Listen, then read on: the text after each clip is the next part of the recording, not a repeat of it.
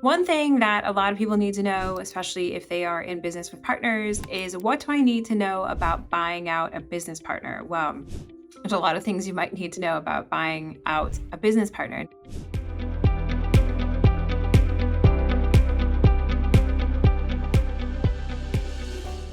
Hey there, this is attorney Sarah Holmes of Holmes Business Law P.C. We are a business and trademark law firm that also offers general counsel subscription services to business owners. Now, the first place you start is what documents control your relationship with your business partner. So this could be any number of things. First of all, if you don't have a formal entity set up, then maybe you and your partner have a partnership agreement. Maybe that's written down on paper.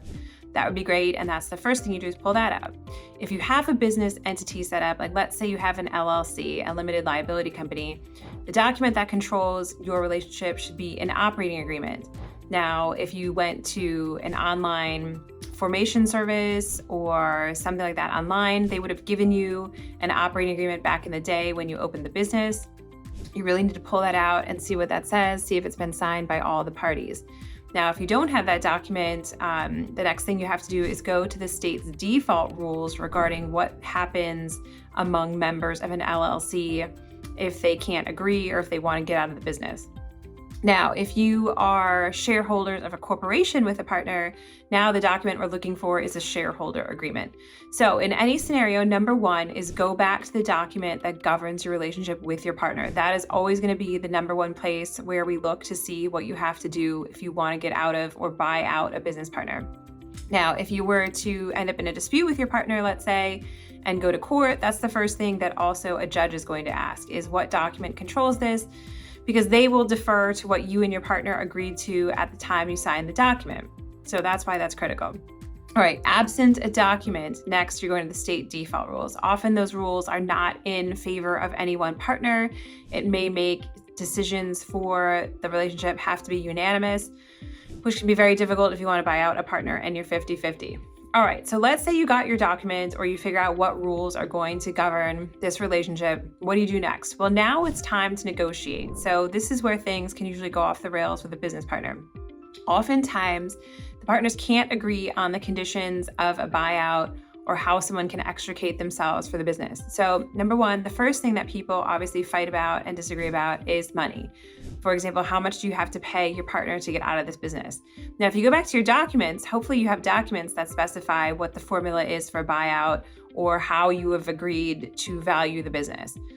The second thing you can do is you can get the business appraised. You can actually have a formal valuation done of your business to figure out what it's worth, and then you can break that down by the equity. So for example, if you go to a valuation firm and you say, hey, please tell me what my bakery is worth. They say your bakery is worth $1 million and your partner owns 50%. Maybe then a buyout is $500,000 to get the 50% of the business back from the partner. Now, that really depends on a number of things. So evaluation and actually going to a formal valuation firm can be very expensive. It can actually cost tens of thousands of dollars to have a formal valuation done. That's why at the time you ideally wrote this operating agreement or the shareholder agreement, you would have had a formula in place, or you could say, hey, if we went to our normal accountant that we trust, maybe they would help us put a fair value or fair market value, whatever that buyout number is, on the business for us so that we don't have to fight about this in the future. So absent that, you want to figure out what the number is. Now, in a negotiation, not all people are solely driven by money. We do find that in business partnerships, it often comes down to the money. How much are the shares or the membership interest worth? What does the person want to be paid out? But sometimes there's other considerations as well. And those other considerations could be things like a non-compete. Like maybe the partner leaving does not want to sign or agree to a non-compete because they want to go off and make a living doing a same or similar thing.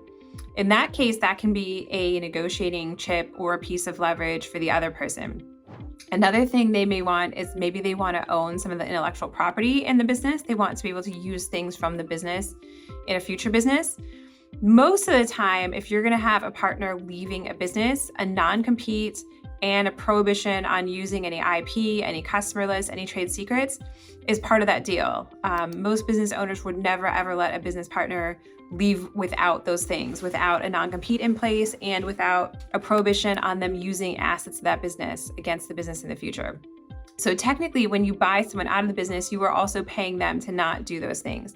Now, again, you want to look back at your operating agreement, because the operating agreement may already have language in it that a person can't be competing with the business, and it may already have language in it that the intellectual property belongs to the business, not any one member. So documents in the situation, if you're going to buy out a partner, are critical. If you don't have the documents, you got to look at the state default rules. And then obviously, above all else, please consult an attorney.